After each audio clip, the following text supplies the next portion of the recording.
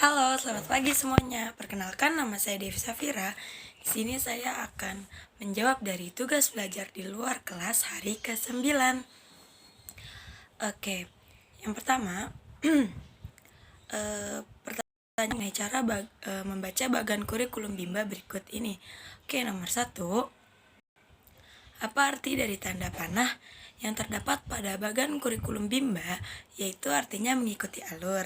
Yang kedua, apa garis tebal yang terdapat pada kurikulum Bimba, yaitu garis tebal itu adalah syarat agar terpenuhi. 3.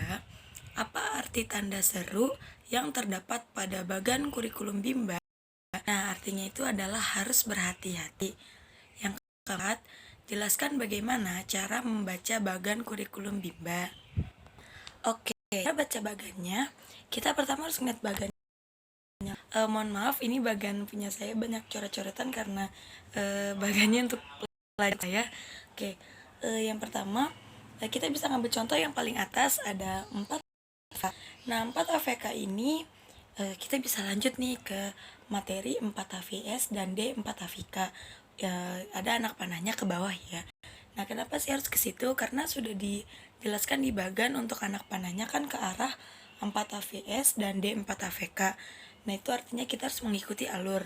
Nah, setelah itu dari D4 HVK, nah di bawahnya itu ada garis tebalnya sebelum kita mau lanjut ke D4 HVS. Nah, sebelum ke D4 HVS, itu ada garis tebal yang menunjukkan artinya syarat harus terpenuhi. Nah, sebelum kita ke D4 HVS, berarti kita harus memenuhi syarat, yaitu anak harus sudah terampil di D4 HVK dan D4 HVS. Bisa lanjut lagi ke alurnya yang di bawahnya lagi ada D5 HVS. Tapi sebelum mau lanjut ke D5, ada syarat yang harus terpenuhi juga, yaitu syarat terpenuhinya adalah anak harus sudah terampil di D4 HVS dan 5 HVS-nya. Nah, mungkin untuk membaca bagan seperti itu. Jika ada anak panah, kita harus mengikuti alurnya. Lalu jika ada garis tebal, kita harus memenuhi syaratnya. Ya, mungkin kita bisa ngeliat dari bagan itu tersendiri. Oke. Lanjut untuk nomor 5. Apa syarat HSAIUEO?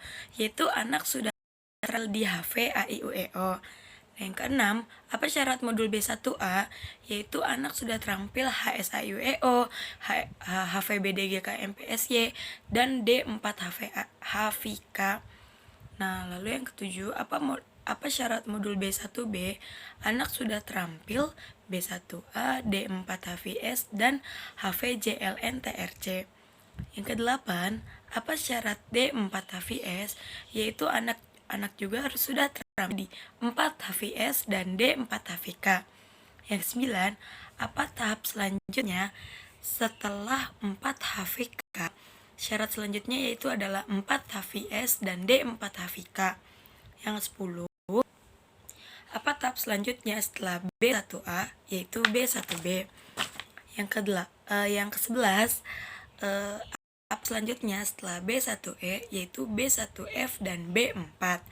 Yang ke-12, tahap selanjutnya setelah B4 yaitu B5. Oke, kita lanjut ke pertanyaan berikutnya, yaitu pertanyaan mengenai tahap persiapan. Oke, nomor 1, apa pengertian tahap persiapan? Nah, untuk tahap persiapan itu adalah di mana motivator hanya memberikan atau mendengarkan bunyi hurufnya saja dan kalimat kepada anaknya saja, verbal ya, melalui dialog atau mungkin bernyanyi, bercerita, dan berdongeng. Lalu yang kedua, apa pengertian dari huruf verbal? Nah, huruf verbal itu adalah huruf yang hanya diucapkan saja, dibunyikan saja, dan diperdengarkan saja, tanpa memperlihatkan simbolnya ke anak. Oke. Lalu yang tahap persiapan disebut juga dengan tahap HSAIUEO. Oke, yang keempat, mengapa ada tahap persiapan? Karena itu adalah pondasi dalam menumbuhkan minat belajar anak. Oke, yang kelima, apa tujuan adanya tahap persiapan? Nah, untuk tujuannya sini saya ada 2 ya. Tujuannya itu adalah anak untuk bermain verbal. Nah, kalau untuk tujuan khususnya yaitu anak terampil untuk mengucapkan huruf A, I, U, E, O, B, D, G, K, M, P, S, Y, dan A, B, C hingga Z. Nah, yang keenam, materi apa yang termasuk dalam tahap persiapan?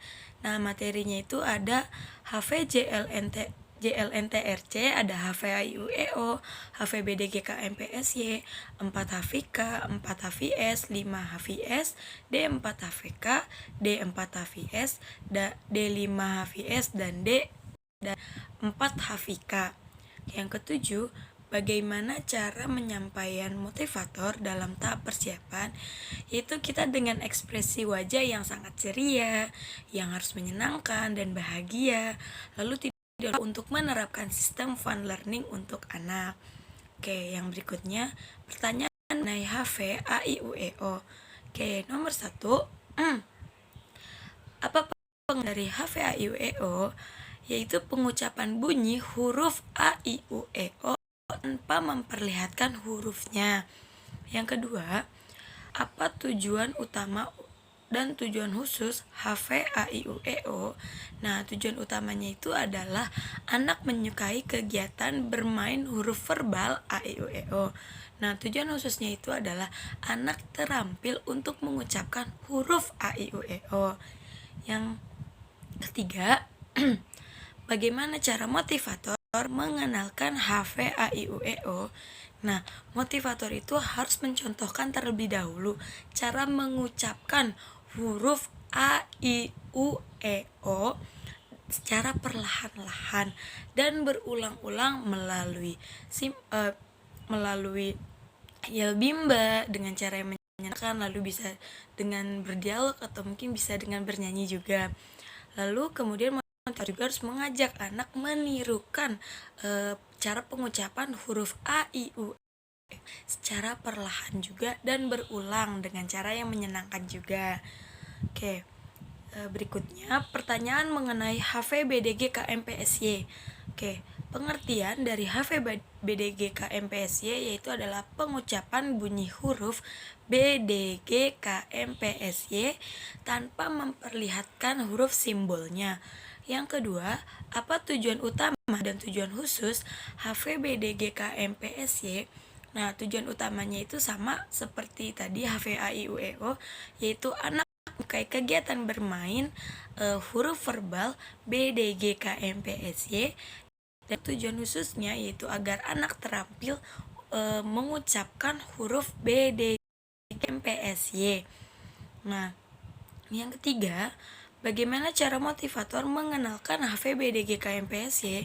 Nah, sama ya seperti HVAIEO, yaitu motivator mengenalkan dulu atau mencontohkan terlebih dahulu huruf BDGKMPSY secara perlahan-lahan, lalu mencoba untuk anak agar menirukan pengucapan huruf BDGKMPSY secara perlahan dan harus menyenangkan.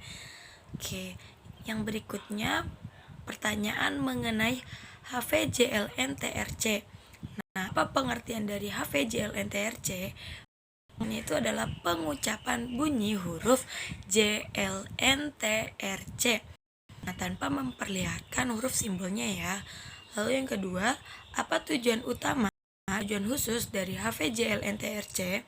Sama seperti yang tadi, yaitu tujuan utamanya adalah agar anak menyukai kegiatan JLNTRC, dan tujuan khususnya adalah agar anak terampil mengucapkan huruf JLNTRC tanpa memperlihatkan simbolnya ya.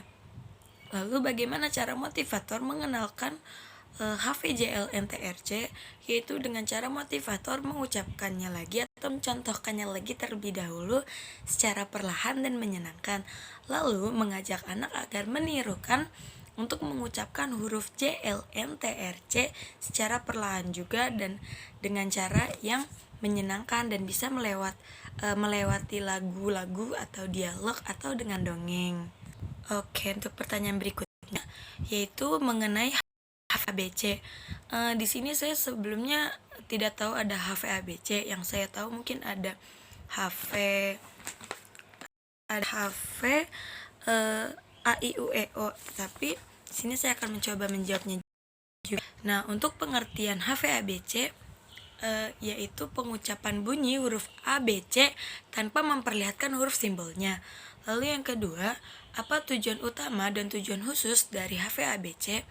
Nah, mungkin untuk tujuan utamanya itu adalah anak untuk menyukai kegiatan verbal HVABC.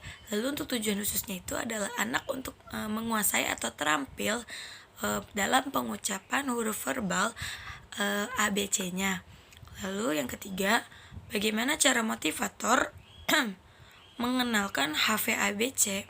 Yaitu sama seperti sebelumnya, motivator mencontohkan terlebih dahulu cara perlahan untuk pengucapan huruf ABC melalui lagu ABC, dan bisa dengan cara yang menyenangkan juga, mungkin bisa dengan cara bernyanyi atau dengan berdialog ke anak.